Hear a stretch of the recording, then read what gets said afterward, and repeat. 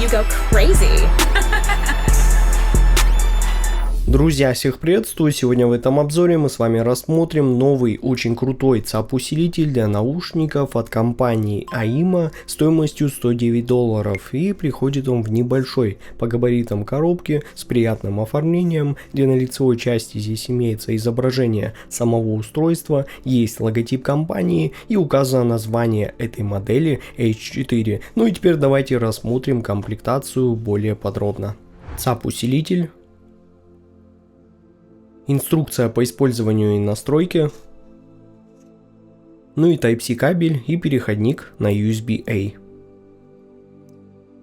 Этот ЦАП очень небольшой и был выполнен практически полностью из металла. Здесь на лицевой части была указана максимальная поддерживаемая частота дискретизации, название этой модели и поддержка DSD-512. А чуть ниже был расположен OLED-дисплей, к которому мы с вами вернемся немного позже. Но тут рядом находится красная клавиша с буквой M для входа в меню. Есть две клавиши для управления как громкостью, так и переключением треков. А еще тут присутствует логотип Hi-Res Audio, ну куда же собственно без него. Ну а тут есть логотип компании и различные сертификаты. А здесь на одном торце находится разъем Type-C для подключения к вашему источнику, а на другом есть два выхода, как балансный 4,4 мм джек, так и стандартный на 3,5 мм джек.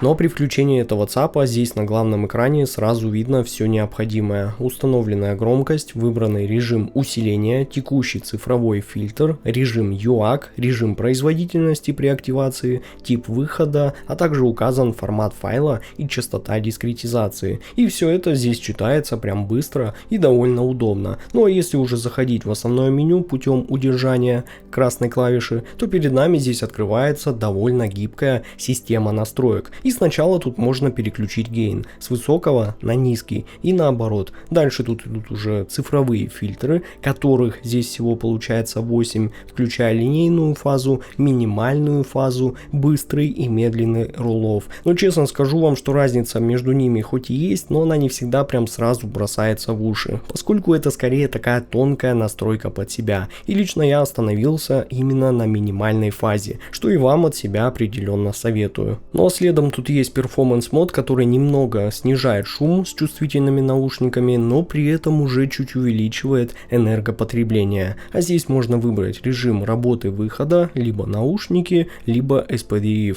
А тут же уже можно задать частоту дискретизации для коаксиального выхода. Ну и из полезного тут еще и синхронизация громкости с вашим источником, чтобы уровень регулировался одновременно. Также есть функция подавления щелчков при включении и переключении треков, что реально делает использование этого ЦАПа комфортнее. А еще есть хит-режим, с которым кнопки работают как в некотором роде привычное управление плеером. А еще можно, конечно же, настроить яркость дисплея от 0 до 10 получается, развернуть его на 180 градусов, задать время для отключения экрана 60 секунд, либо 0 секунд. Также можно посмотреть версию прошивки и при необходимости сбросить абсолютно все настройки. Ну и важный момент, если нажать и удерживать красную клавишу перед подключением к вашему источнику, то можно будет включить режим UAC 1.0, что позволяет вам использовать этот ЦАП уже, например, с игровыми консолями. Ну для прослушивания музыки, понятное дело,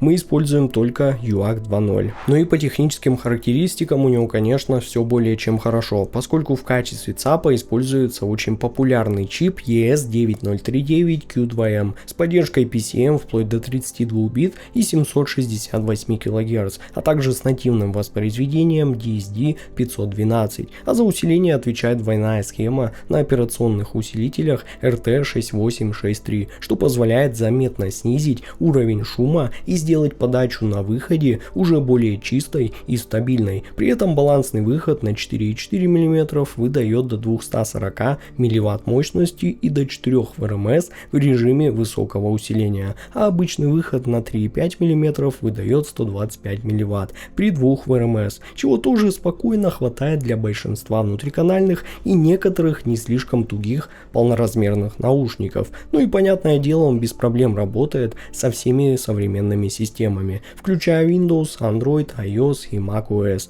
И сразу скажу вам, что необходимые необходимый драйвер устанавливается автоматически при первом подключении. Поэтому все, что вам потом остается сделать, это выбрать максимально доступную частоту дискретизации в настройках аудио, и можно будет сразу начать наслаждаться прослушиванием любимой музыки. И послушав этот САП-усилитель как с различными требовательными и чувствительными внутриканальными наушниками, а также с некоторыми полноразмерными моделями, включая динамический T-Audio Cypher и планарные Sandy Audio Y, я могу сказать вам, что он прям реально удивляет, поскольку все наушники, которые у меня есть под рукой, он уверенно и спокойно раскачивает по балансу, причем с очень хорошим запасом по громкости и контролю. Да, конечно, это не уровень самых топовых стационарных усилителей, но с учетом его размеров и цены, я считаю, что результат действительно очень даже достойный, и это сразу чувствуется уже в реальном использовании. И буквально с первых треков при первом прослушивании я поймал себя на мысли, что здесь нету той самой сухости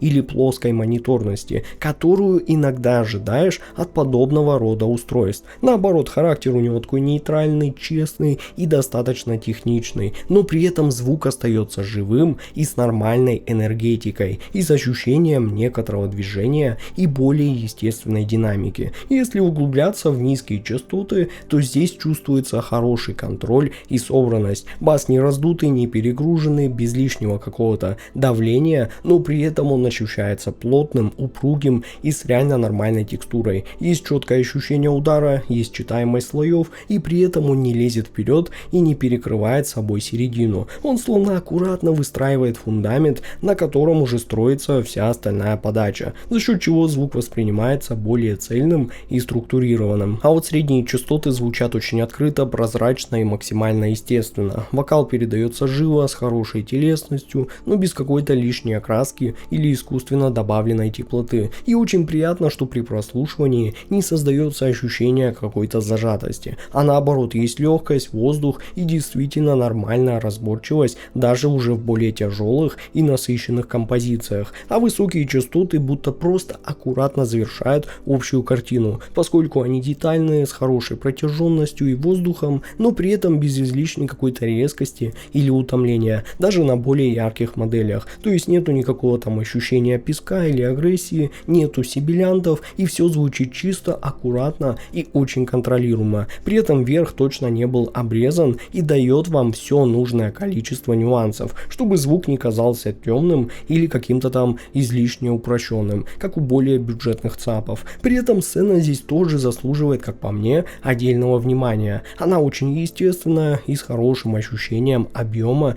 и глубины, и каждый элемент четко занимает свое место, а панорама ощущается при этом широкой и очень естественной, и за счет этого можно спокойно различить инструментальные и вокальные партии, а общая картина при этом не теряет своей цельности. Ну и в итоге я пришел к тому, что AIMA H4 это действительно очень серьезный ЦАП-усилитель в своем ценовом сегменте, поскольку у него есть нормальный и абсолютно достаточный для большинства наушников запас по мощности и гибкие настройки и очень удобное управление с ярким OLED-дисплеем, и самое главное цельный, живой и при этом очень техничный и вовлекающий звук, который реально приятно слушать длительное время и с любыми наушниками. Поэтому от себя я смело рекомендую вам этот ЦАП-усилитель к покупке. Ну а ссылка на покупку этого ЦАП-усилителя находится в описании и в закрепленном комментарии под этим видео. С вами был IC Genius, спасибо всем за просмотр и до скорых встреч уже в новых обзорах.